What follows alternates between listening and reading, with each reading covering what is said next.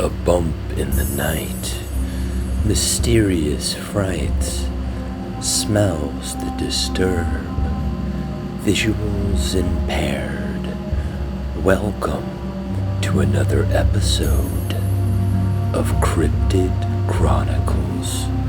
I'm your host, Sadhu Da, as we begin to dive and explore into horrors unseen but foretold. Join me if you dare. Chullachaqui. This entity is the perfect example of the more common type of fae. These beings are goblins, and true to the nature of a goblin, they can be malevolent and will often spite humans just for fun. They are not inherently evil, but more so carry the disposition of indigenous tribes that seldom deal with the outside world. The Quechua language tells us that Gula means uneven and Kakoi means feet. This is appropriate, seeing as how in both versions of this entity, the feet are backwards.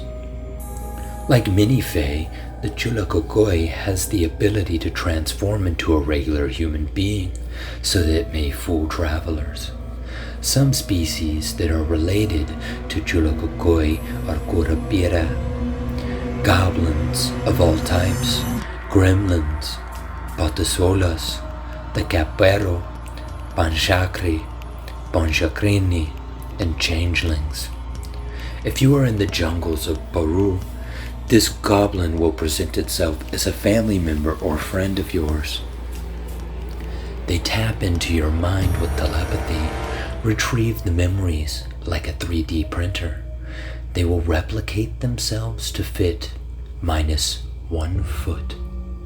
The only thing they cannot hide is one of their feet being turned around backwards. If successful in hiding this feature, the victim is then lured deep into the jungle, and they will become lost forever as they trek deeper and deeper into the jungle. Within the Brazilian Amazon, this entity goes by a different name, the Curapira. European and Western African influences are heavily embedded within the Curapira. They differ from the Chullachaqui by having a set physical form that they appear in. The Curapira resembles a red-haired dwarf with his feet turned backwards. They are less malevolent than the Chullachaqui, but they are fierce protectors of the forest that they live in. Ordinary people may never have an issue with them, but hunters would be right to fear them. The Curapira travels on the back of a pig. He hoots and hollers, but uses a high-pitched whistle to induce insanity in foes. One must leave a tied knot in a vine if they are being chased by a Curapira. It is an ancient custom that is believed to confuse them. He uses his backward feet to confuse any that might try to follow him by leaving tracks that are sure to throw you off. These beings are expert trappers.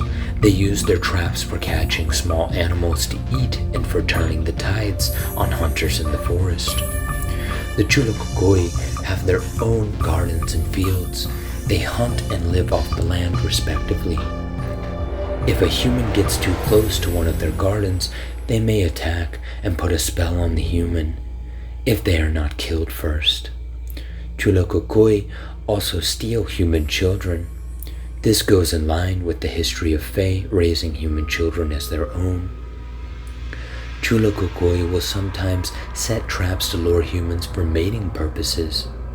Afterwards, they will keep humans as a mate for life. They are said to live among the Chullachaqui at that point. You never know when they could be watching you, since they are shapeshifters.